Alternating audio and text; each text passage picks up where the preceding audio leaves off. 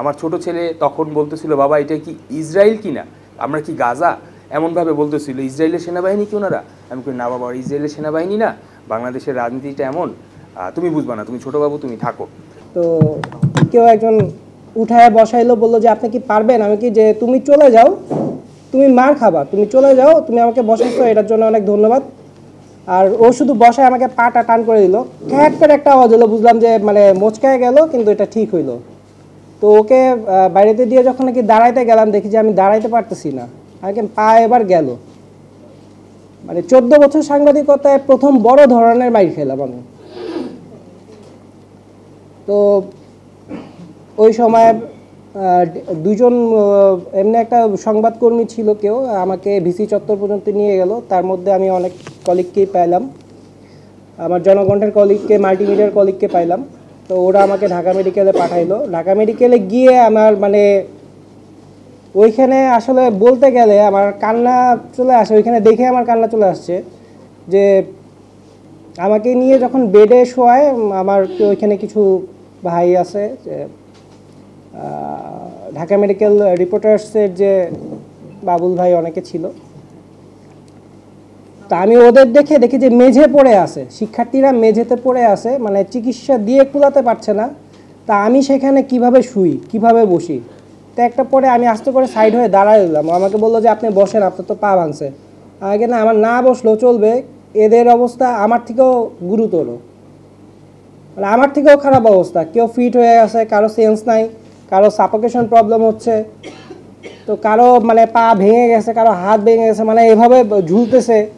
তো এর থেকে তো মানে সৃষ্টিকর্তা দিলে আমি ভালো আছি, আমি এক পায়ে দাঁড়াইতে পারতেছি, আমি থাকি। তো যাই হোক, পরে এক্স রে করলো, এক্স রে করার পর দেখা গেল আমার সাপোর্টিং হাড় ভেঙে গেছে। তো হাড়টা আসলে সোজাভাবে ভেঙে নাই, তেসরাভাবে ভাঙছে, যেটা এখনও লাগেনি এটার ভুক্তভোগী। তো ঢাকা মেডিকেলে প্লাস্টার করলো। তো এর মধ্যে বাসায় আসলাম, বাসায় আমি কিছুই জ্বালাই নেই। আমার ছোট ছেলে তখন বলতেছিল, বাবা এটা কি ইসরায়েল কি না, আমরা কি গাজা, এমনভাবে বলতেছিল ইসরায়েলের সেনাবাহিনী কি ওনারা। আমি কই না বাবা, ইসরায়েলের সেনাবাহিনী না, বাংলাদেশের রাজনীতিটা এমন, তুমি বুঝবা না, তুমি ছোট বাবু, তুমি থাকো। তো আমার ওয়াইফকে আমি প্রতিদিনই বলতাম যে যেহেতু এতগুলো মানুষ প্রতিদিন আমাদের চোখের সামনে মারা যাচ্ছে, সেইখানে আমরা তো বলতে পারো বোনাস জীবন নিয়ে বেঁচে আছি। তো আমার পেশাগত দায়িত্ব পালন করতে গেলে তো এমন ঝুঁকি নিতেই হবে। তো গণমাধ্যম কর্মীদের এটাই বাস্তবতা, আসলে গণমাধ্যম কর্মীদের পেশাগত রিস্কগুলো আসলে এটাই, এটা মেনে নিয়ে আমরা আসলে সাংবাদিক হয়েছি কিংবা সাংবাদিকতার পেশার দায়িত্ব পালন করছি। আমি 17 জুলাই যখন ঢাকা বিশ্ববিদ্যালয়ে ভাই যেমনটা বললো, কফিন মিছিল ছিল একটা, গায়েবে জানাজা শেষে কফিন মিছিলটি নিয়ে বিসি চত্বর থেকে যখন টিএসসির দিকে আসতেছিল, তখনই একটু সামনে আসার পরপরই পুলিশের পক্ষ থেকে সাউন্ড গ্রেনেড নিক্ষেপ করা হয়। এবং যেই সাউন্ড গ্রেনেডের পরে দেখা যায় কি যে পুলিশের লাঠিচার্জও ছিল। তখন এই মুহূর্তে আসলে আমরা এমন একটা অবস্থায় পড়ে গেছি যে না পিছনে যেতে পারতেছি, সামনের দিকে আসতে পারতেছি। তখনই ঠিক বাম পাশে দিয়ে আমার একটা সাউন্ড গ্রেনেড এসে পড়ে, তখন আমি পড়ে যাই। পড়ে যাওয়ার পরপর মনে হচ্ছিল যে আমি আর শ্বাস নিতে পারতেছিলাম না, এরকম একটা অবস্থা মনে হচ্ছিল। একটা সময় আসলে মনে হচ্ছিল যে আমার মনে হয় এটাই শেষ নিঃশ্বাস, আরেকটা নিঃশ্বাস মনে হয় আমি আর নিতে পারবো না। তখন এই মুহূর্তে আমার কয়েকজন সহকর্মী ছিল, তারা তাৎক্ষণিক আমাকে নিয়ে, তখন মনে হয় আমার যতটুকু মনে রিক্সাও পাচ্ছিল না আর কি। একজন দৌড়ে কিছু নেওয়ার পরে কতক্ষণ পরে একটা রিক্সা পাওয়া গেছে, তারপর ঢাকা মেডিকেল দিয়েছে। কিন্তু ঢাকা মেডিকেল যাওয়ার পরে আমাকে অক্সিজেন দিছে এবং স্যালাইন দেওয়া হয়েছে। তারপর দিয়েছে ঢাকা মেডিকেল আসলে এত আহত যে আমার এক জায়গায় দাঁড়াবো যে এইরকম পরিস্থিতি নাই ঢাকা মেডিকেলে। তখন ঢাকা মেডিকেল থেকে বললো যে আপনারা অন্য কোথাও নিয়ে যেতে পারেন। তখন আমরা দেখলাম আমাদেরকে ততক্ষণে আসলে অফিসের যারা সহকর্মী তারাও চলে এসেছেন এবং পরক্ষণে হোলি ফ্যামিলি রেড ক্রিসেন্ট হাসপাতালে নিয়ে আসা হয়। তারপর চিকিৎসার পরে আমি মোটামুটি সুস্থতার পরে বাসায় ফিরি। বাসায় ফেরার পর আসলে আরেকটা দুঃখজনক বিষয় হলো, ঠিক পরের দিন আমি ফেসবুকে একটা স্ট্যাটাস দিয়েছিলাম, যে স্ট্যাটাসটা ছিল এরকম যে আগের দিনে যে ঘটনাটা ঘটছে সেটি নিয়ে। তারপর আসলে স্ট্যাটাসটা দেওয়ার ঠিক 1 ঘন্টা পরপরই একটা সংস্থা থেকে আমাকে কল দেওয়া হয় যে কেন আমি লিখেছি যে পুলিশের সাউন্ড গ্রেনেড, মানে এটা বলা হয় আমাকে যে কেন পুলিশের সাউন্ড গ্রেনেড, এটা আমি লিখেছি। আমি বললাম যে আসলে এখানে সাউন্ড গ্রেনেড তো আসলে শিক্ষার্থীরা মারে নাই, এটা তো পুলিশই মেরেছে। তো বললো যে না, এটা আপনার লেখার দরকার কি, আপনি এটা লিখেন না, আমাকে বলতেছে। আমি তাহলে আসলে আমরা তো গণমাধ্যম কর্মী, আমাদের তো কাজ করতে হয়। এখন আমাদের নিজেদের সাথে যা ঘটে যায় সেটাও যদি আমরা লিখতে না পারি ফেসবুকের মধ্যে, তাহলে আসলে আমাদের মেরে ফেলেন। আমি এভাবেই কথাটা বলেছিলাম, আমাকে তাহলে মেরে ফেলেন আমাদেরকে, তাহলে আর লেখার দরকার নাই। তো এই অবস্থার মধ্য দিয়ে আসলে আমি জুলাই বিপ্লবের একবারে শুরু থেকেই কালবেলাতে শুরু থেকে লাইভগুলো যতগুলো ছিল বেশিরভাগই আমার লাইভ ছিল। একেবারে 14 জুলাই যখন ঢাকা বিশ্ববিদ্যালয়ে রাতে মধ্যরাতে রাত 12:30টার দিকে যখন মিছিল বের করেছিল শিক্ষার্থীরা, সেই মিছিলটা আমি শুরুতে লাইভ করেছিলাম। এরপর পর আবার টিএসসিতে যখন আসছি, টিএসসিতে আসার পরে দেখি ছাত্রলীগ এবং যুবলীগের নেতাকর্মীরা তারা দেশীয় অস্ত্র হাতে মহড়া দিচ্ছে। এটাও আমি লাইভ দিয়েছিলাম। তো লাইভ দেওয়ার পর যেটা হয়েছিল, ঠিক পরের দিনই আমার সম্পাদকের কাছে কল আসছে যে আমাকে অব্যাহতি দেওয়ার জন্য।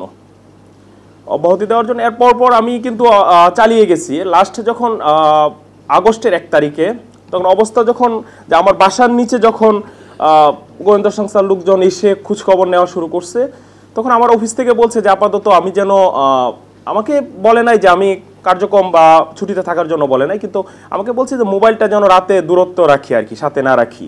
তখন আমি যেটা করছি, লাস্ট 5 দিন আমার মনে আছে, আমি আমার মোবাইলটা রাতে যখন আমি সারাদিন অফিস করে বাসায় এসে রাতে মোবাইলটা বাসায় রেখে আমি আমার এক ফ্রেন্ডের বাসায় গিয়ে থাকছি, আবার সকালে এসে আবার অফিসে গেছি। তো এই ধরনের আসলে আমাদের গণমাধ্যম কর্মীদের দেখা যায় কি যে আমাদের মায়েরও খেতে হয়। এবং যে পুরো হাত হয়ে গেছিলো আমার। তো আমি 45 দিন বেড রেস্টে ছিলাম। তো এখন আল্লাহর রহমতে মোটামুটি একটু সুস্থ, এখন অফিসে জয়েন করছি। ইতিহাস, কারণ আমাদের যমুনা টিভিতে প্রথম যেদিন ঢাকা ভার্সিটিতে ছাত্রলীগ আক্রমণ করে, আমাদের সহকর্মী ভাস্কর ভাদুরী উনি আগে আহত হয়, ওনার মাথা এখান থেকে কেটে যায়, প্রায় গাল এরকম ফুলে মানে গুরুতর আহত হয়। এবং আমাদের যমুনা টিভির অনেকেই আহত হয়, এখানে তপু আছে, তপুও আহত হয়, তারপর আমাদের আরেক সহকর্মী দিহান, সেও আহত হয়। আর আমাদের অফিসের মানে ওই দিনগুলি আসলে ভোলার মতো না, ওই দিনগুলি প্রতিটা দিন আমাদের মনে থাকবে।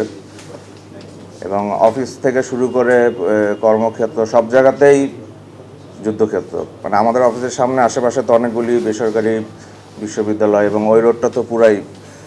এবং আমরা যখন ওই অফিসে ঢুকতাম ওখানে তো গুলি হতো, মাঝে মধ্যে 2-3 জন গুলিবিদ্ধ পড়ে আছে। আমরা অ্যাসাইনমেন্টের গাড়িতে করে তাদেরকে হসপিটালে নিয়ে গেছি, নিয়ে ওটি পর্যন্ত দিয়ে আসছি। ওইখানে আবার গোয়েন্দা সংস্থার লোকজন যে কী ভাই কোথায় পেলেন, কী হলেন, মানে ভাই আহত হয়েছে, আমরা মানবিক কারণ নিয়ে আসছি। আর 5ই আগস্ট আমি যাত্রাবাড়িতে ছিলাম। যাত্রাবাড়ির মানে এমনি তো সবগুলি সংবাদকর্মী যারা আছেন, সাউন্ড গ্রেনেড প্রথম হেফাজতের সময় সাউন্ড গ্রেনেড সবাই আমরা শুনেছিলাম যে প্রথম ওইখানে হয়। তো সাউন্ড গ্রেনেডের যে সাউন্ড, ওইটা ওই দিন আমাদের কাছে অনেক বিকট মনে হয়েছিল। এরপর থেকে সাউন্ড গ্রেনেডের সাউন্ড আমাদের কাছে নর্মাল হয়ে গেছে ওটা শুনতে শুনতে। তো যাত্রাবাড়ির মানে যেগুলি স্পট, যাত্রাবাড়ির মানে জায়গাটা একদম ভিন্ন। কারণ আমরা সাধারণত যখন একটা এরকম মব তৈরি হয়, আমরা পুলিশের দিকে থাকি, পুলিশের সাথে সাথে মুভ করি যেখান থেকে করে। আর যাত্রাবাড়ির আসলে কোনো ক্যারেক্টার নেই, কারণ এখান থেকেও লোক আসতে পারে, এখান থেকেও আসতে পারে, কোনখান থেকে আসতে পারে নেই। তো সকাল থেকে পুলিশ একটু পরপর সাউন্ড গ্রেনেড মারে, ওই পাশ থেকে লোকজনকে ঢুকতে দিচ্ছে না, একটুখানি আগে আসলেই সাউন্ড গ্রেনেড মারে আর গুলি করে। তো আমরা একদম সবার সাথে, আমাদের ক্রাইমের চিফ আবদুল্লাহ তুহিন ভাই উনি ছিলেন, উনি সবার সামনে, মানে তখন তো গণমাধ্যম যমুনা টিভি ছাড়া অন্যান্য টিভি চ্যানেলের সহকর্মীরাও ছিলেন। তো আমাদের সাথে সাথে সবাই আরও 2-3 জন সবার সামনে। তো 11টা পর্যন্ত ওরকমই চলতেছে যে একটু একটু সামনে আসে, এখান থেকে ফায়ার করে আর ওরা আবার পিছায় আবার কিন্তু অনেক মানুষ এখানে। যখন 11টার পর যখন চেইন অফ কমান্ড মানে ভেঙে পড়লো, পুলিশ বারবার বলতে স্যার আমাদের তো শেষ, এখন কী করবো, তো শেষ। যখন আর যোগাযোগ করতে পারছে না, 11:30 12টা, তখন যখন খবর আসলো যে স্বৈরাচারী সরকার পালিয়ে গেছে, তখন তারা ওখান থেকে ব্যাক করে মানে এলোপাথারি গুলি, তখন আর কোনো ইয়া নাই, যা মানে গুলি করতে করতে ব্যাক করলো। তখন আমরা যখন ওখান থেকে দৌড়ে এই যাত্রাবাড়ির এই মোড়ের দিকে যখন আসতেছি, তখন মানে ওই ইয়া থেকে ওই আয়ারল্যান্ডের যেটা ব্রিজের ওখান থেকে লাফ দিয়ে মানে পড়ে, মানে আমি পড়লাম আর আমার পিছনে দুইজন গুলিবিদ্ধ হলো। এরকম মানে পড়ে যাওয়াতে আমার গোড়ালি ভেঙে যায়। তো ওই অবস্থায় আমি ইয়ে করে করে কোনো মতে হামাগুড়ি দিয়ে আমরা ওইখানে আসি মোড়টায় আসার পরে ওই পুলিশ ব্যাক করতে করতে তখন থানায় কিছু ঢুকছে, আর এলোমেলো মানে গোলাগুলি, কোনো ইয়া নাই। আর মানুষজনের এত ক্ষোভ, মানে ওইখানে এতদিনের মানুষ গুলি খাচ্ছে, তারপরেও থানার দিকে মুভ করতেছে। মানে ভ্যান একটা স্ট্যান্ড বাই রাখা, ভ্যানে গুলিবিদ্ধ হচ্ছে, ভ্যানের মধ্যে করে পাঠিয়ে দিচ্ছে, আরেকটা ভ্যান স্ট্যান্ড বাই রাখা, যে আবার গুলি খেলে ওইখানে আবার নিয়ে যাবে আর কি, এরকম মানুষজনের মানে এত ক্ষোভ। তো পরে মানে আমি ইয়ে করতে পারি না, তো অফিস আহত হয়েছি শোনার পরে রিপ্লেস এক সহকর্মীকে দেয়, উনি বারবার ফোন দিচ্ছে যে ভাই আমি আসবো। তো আমি আসতে মানা করি।